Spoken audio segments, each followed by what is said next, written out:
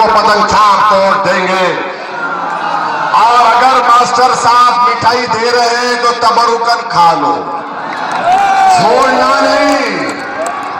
14 سال سے نتیشوا نے ان کو بہت مٹھائی دی, اور جو دلال, جو کانٹریکٹر گاؤں گاؤں جا کر بول رہے ہیں, یاد رکھو یہاں سے پتنگ چھاپ کامیاب ہوگا, ماسٹر نہیں ہوگا انشاءاللہ.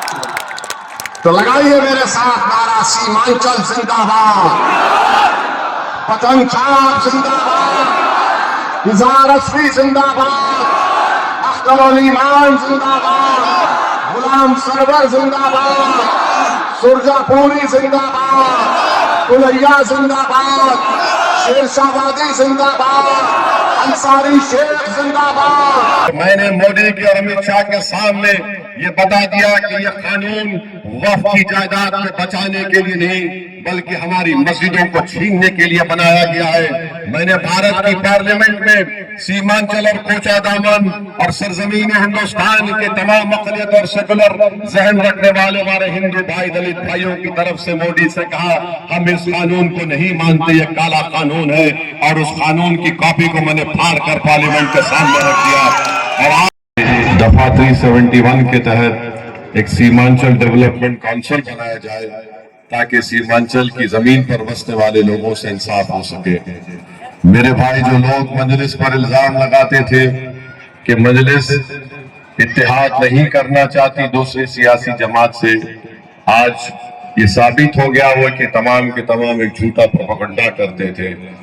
ہم پہلے سے بھی کہہ رہے ہیں, آج بھی کہہ رہے ہیں کہ ہم اپنی سیاسی قیادت کو بنانا چاہتے ہیں, اور بہار میں ہو یا پورے وطن عزیز بھارت میں ہو, ہمارا ماننا یہ ہے کہ جب تک بھارت کی سب سے بڑی اقلیت جو قریب 17-18 کروڑ کی آبادی ہے, اگر آج وہ پریشان ہے, اگر آج وہ مفلسی اور ناانصافی کا شکار ہو رہی ہے, اگر آج وہ پولیس کے ناجائز ظلم کا شکار ہو رہی ہے, اگر ان کو جھوٹے مقدموں میں جیل میں ڈال کر ان کی جوانیوں کو سڑا دیا جا رہا ہے, اگر ہم کو دہشت گردی کے جھوٹے الزامات میں جیل میں ڈال دیا جا رہا ہے, اگر کوئی ہماری مساجد, درگاہ اور خانقاہ کو ہم سے چھیننا چاہتا ہے, تو مجلس کا ماننا یہ ہے کہ جب تک بھارت کی سب سے بڑی اقلیت ایک سیاسی اپنی قیادت کو نہیں بنائے گی, آپ اپنے مسائل کو حل نہیں کروا سکتے. مجلس کا ماننا یہ ہے کہ یقیناً ہم نے اپنے ووٹ کا استعمال تو کیا, مگر ہم نے ووٹ کا استعمال اپنی ترقی کے لیے نہیں کیا. ہم نے ووٹ کا استعمال اپنے نوجوان بچوں اور بچیوں کو تعلیم یافتہ بنانے کے لیے نہیں کیا. ہم نے ووٹ کا استعمال اپنے گاؤں میں, اپنے شہر میں, ہم جہاں پر رہتے ہیں وہاں پر اسکول یا تعلیمی ادارے قائم کرنے کے لیے نہیں کیا. ہم نے ووٹ کا استعمال ویدھان سبھا میں جا کر بے باک طریقے سے ہمارے مسائل کو رکھنے کے لیے نہیں کیا. ہم 50-60 سال سے صرف ووٹ کا استعمال اس لیے کر رہے ہیں کہ ہم یہ امید کر کے بیٹھے تھے کہ شاید جس کو ووٹ دے رہے ہیں وہ ہماری آواز بنے گا. میرے عزیز دوستوں اور بزرگوں, بہار کی سیاست کی تلخ حقیقت یہ ہے کہ بہار کے ہر سماج کے پاس ان کا ایک سیاسی نیتا ہے, ان کی ایک آواز ہے, ان کی ایک طاقت ہے. اگر بہار کے 19% مسلمانوں کے پاس اگر ان کا نیتا نہیں ہے, ان کی کوئی سیاسی آواز نہیں ہے, اور ان سے اگر ناانصافی کی جاتی ہے اور ان کے علاقوں میں پسماندہ اس کو بنا کے رکھ دیا جاتا ہے, تو کسی حد تک بہار کے 19% مسلمانوں کو سوچنا پڑے گا کہ آخر یہ کیوں ہوا, اس کی وجہ کیا ہے. میں آپ کو بتا رہا ہوں, اس کی وجہ یہ ہے کہ ہم نے اپنی سیاسی قیادت کو نہیں بنایا. مجلس یہاں پر 2015 میں آئی اور پچھلے 5 سال پہلے ہمارے 5 MLA منتخب ہوئے سیمانچل کی سرزمین سے, تو بی جے پی, نتیش کمار اور راجد اور کانگریس میں یہ بات بڑی ان کے لیے پریشان کن ثابت ہو گئی کہ آخر کون ہے یہ لوگ جنہوں نے اپنے ہی ووٹوں سے اپنے نمائندوں کو کامیاب کر دیا. ان کو لگا کہ اگر یہ انقلاب آگے بڑھے گا تو یہ پورے بہار میں ایک بیداری پیدا کر دے گا, اور یہ جو ان کی سیاست تھی, یہ جو ان کی جاگیرداری تھی مسلم ووٹ پر, ان کو لگا کہ اب ہمارے دن ختم ہو رہے ہیں, اسی لیے انہوں نے ایک سازش رچائی اور ہمارے درمیان میں میر جعفر اور میر صادق کو پیدا کر کے ان ہمارے ایم ایل ایز کو خرید لیا جو اپنا ضمیر بیچنے کے لیے تیار تھے۔ میں کوچہ دامن کی عوام کو وعدہ کر کے جا رہا ہوں کہ اب کی بار جس شخص کو ہم ٹکٹ دیں گے انشاءاللہ تعالی وہ ہمیشہ مجلس سے وابستہ رہے گا اور آپ کے اعتماد کو ٹھیس نہیں پہنچائے گا، آپ کو دھوکہ نہیں دے گا۔ مگر یہ وہ ایسے لوگ ہیں جو اپنا ضمیر بیچ دیتے ہیں چند پیسوں کے نام پر، اللہ ہی خود ان کا حساب اور کتاب کرے گا۔ ان لوگوں نے جو دھوکہ سیمانچل کی جنتا کو دیا ان کو ضرور اللہ کی بارگاہ میں جواب دینا پڑے گا۔ انہوں نے جھوٹ کہا کہ مجلس میں رہتے ہوئے ہم اپنے اسمبلی حلقے میں ترقیاتی اور وکاس کے کام نہیں کروا سکتے۔ ایک اکیلا اخترالایمان اپنی ویدھان سبھا میں 5 سال میں قریب 800 کروڑ کے کام کو شروعات کر چکی ہے۔ 800 کروڑ کے کام شروع ہو چکے ہیں۔ بتائیے کوچہ دامن کے صاحب جو مجلس کے نام پر الیکٹ جیت کر آئے اور پھر اپنی سر کو جا کر جھکا دیا تیجسوی کے دربار میں، تم نے کوچہ دامن کے لیے کیا کیا بتاؤ؟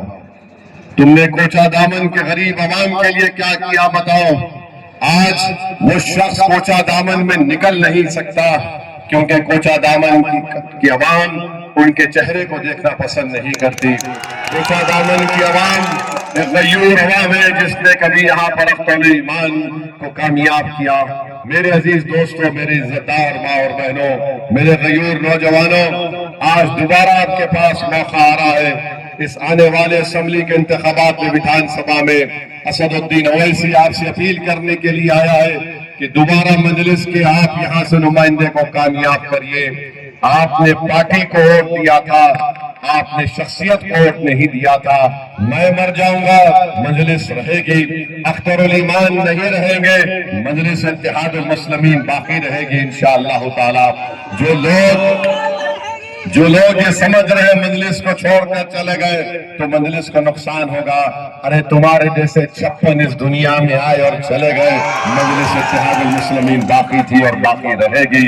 ہم یہاں پر زندہ رہنے کے لیے، سیاسی طور پر رہنے کے لیے آئے ہیں۔ سیمانچل ایک ایسا علاقہ ہے بھارت کا سب سے پسماندہ علاقہ ہے، سب سے غریب علاقہ ہے، سب سے پچھڑا علاقہ ہے۔ یہ ایک ایسا علاقہ ہے جہاں پر ہر سال لاکھوں ایکڑ زمین پانی اس کو کاٹ کر لے کر چلا جاتا ہے۔ ہمارے دیش کے پردھان منتری نریندر مودی وکاس کا بڑا نعرہ لگاتے ہیں، مگر جیسے سیمانچل کو آتے تو لگتا ہے کہ RSS کی ٹوپی یا کپڑا پہن کر سیمانچل میں اترتے ہیں اور سیمانچل میں کھڑے ہو کر پردھان منتری مودی کہتی ہے کہ سیمانچل میں گھس بیٹھی ہے۔ ہم پیغام دینا چاہ رہے ہیں مودی کو، امت شاہ کو، نتیش کمار کو، چراغ پاسوان کو کہ خبردار، تم سیمانچل کی جنتا کو بدنام نہیں کر سکتے۔ یہ غیور بھارت سے محبت کرنے والوں کی سرزمین ہے، یہاں پر کوئی گھسپیٹی بنگلہ دیشی نہیں ہے۔ ہاں مودی، ایک بنگلہ دیشی کو تم نے پال رکھا ہے دلی میں، جس کو بنگلہ دیش کے عوام نے نکال کر پھینک دیا، اس محترمہ کو لے جا کر بنگلہ دیش میں چھوڑ دو، آپ وہی ایک بنگلہ دیشی ہے۔ میرے عزیز دوستوں اور بزرگوں، آپ جانتے ہیں کہ نریندر مودی نے اور نتیش کمار کی تائید کی بنا پر، چراغ پاسوان نے تائید کی، کشواہا صاحب نے تائید کی اور ایسا کالا قانون بنایا کہ آج اس قانون کے تحت ہماری مسجدوں کو ہم سے چھین لیا جا سکتا ہے، ہماری درگاہوں کو چھین لیا جا سکتا ہے، ہماری عیدگاہ کی زمین کو چھین لیا جا سکتا ہے۔ اس قانون کے تحت اب ایک مسلمان کے لیے اپنی جائیداد کو وقف کرنا بڑا مشکل بنا دیا گیا۔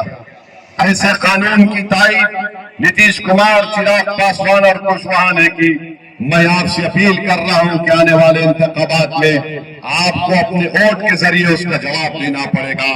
آپ نے دیکھ لیا کہ بھارت کی لوک سبھا میں جب اسد الدین اویسی کھڑا ہوا تو قانونی ایک ایک پہلو کو، ایک ایک دفعہ کو میں نے اس کی دھجیاں اڑا دی یہ بتا کر کہ یہ سنویدھان کے خلاف ہے، اور میں نے مودی کے اور امت شاہ کے سامنے یہ بتا دیا کہ یہ قانون وقف کی جائیداد کو بچانے کے لیے نہیں بلکہ ہماری مسجدوں کو چھیننے کے لیے بنایا گیا ہے۔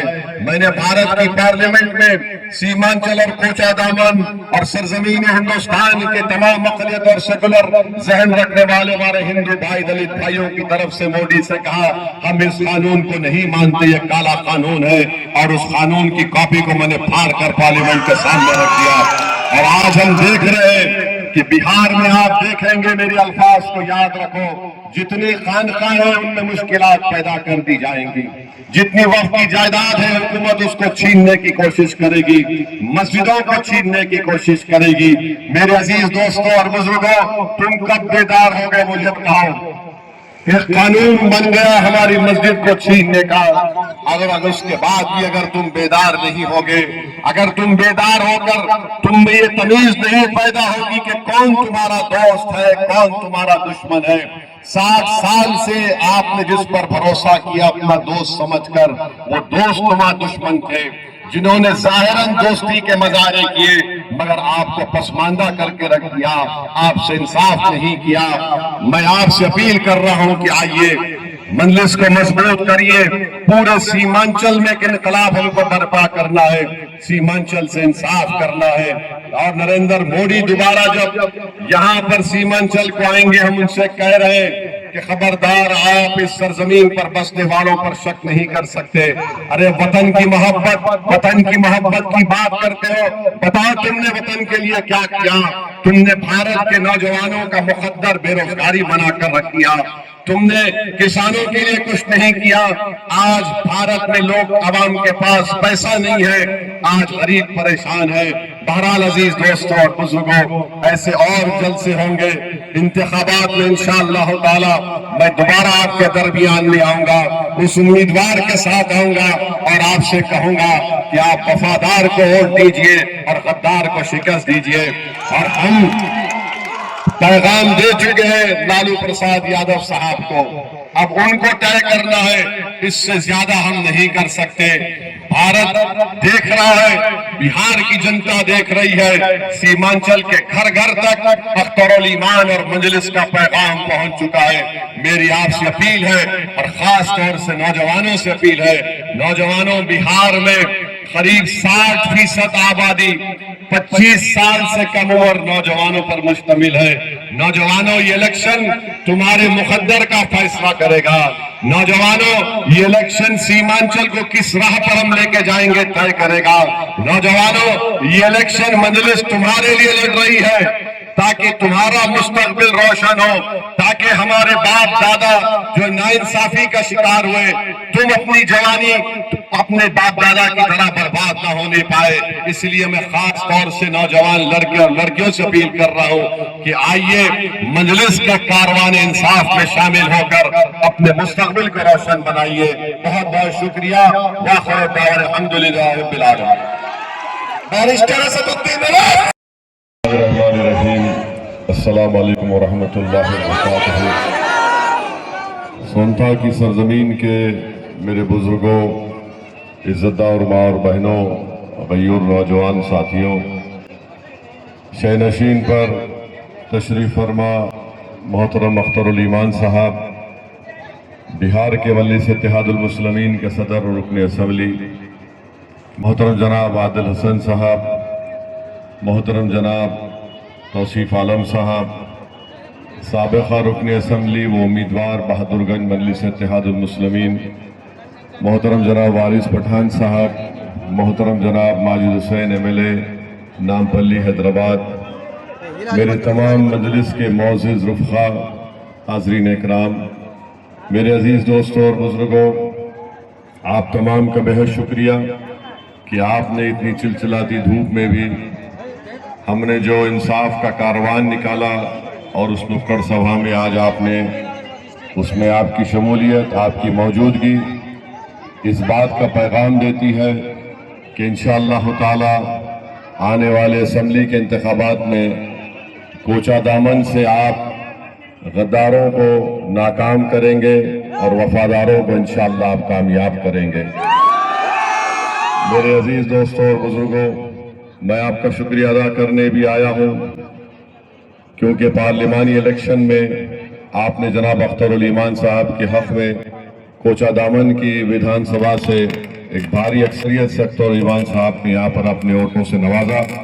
वो भी इस बात का सबूत है कि मजलिस इत्तेहादुल मुस्लिमीन की ताईद, मजलिस इत्तेहादुल मुस्लिमीन की मोहब्बत वो बासलामत है। कोचा दामन में अफराद आएंगे और चले जाएंगे, मगर इंशाअल्लाह ताला मुझे यकीन है कि जो मोहब्बत आपके दिलों में मजलिस इत्तेहादुल मुस्लिमीन के लिए है वो हमेशा बाकी रहेगी सुबह क़यामत तक।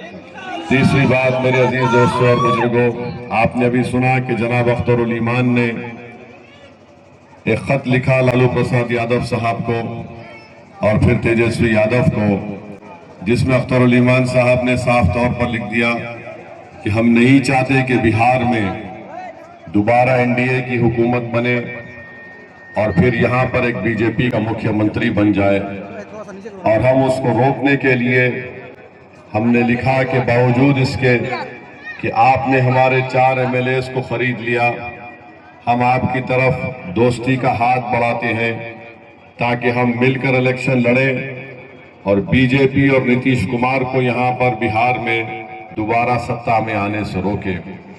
अख्तरुल ईमान साहब ने यह भी लिखा कि हम मंत्री नहीं चाहते हैं, ना हम सिर्फ कोई पोजीशन चाहते हैं, हम सिर्फ यही चाहते हैं कि हम सीमांचल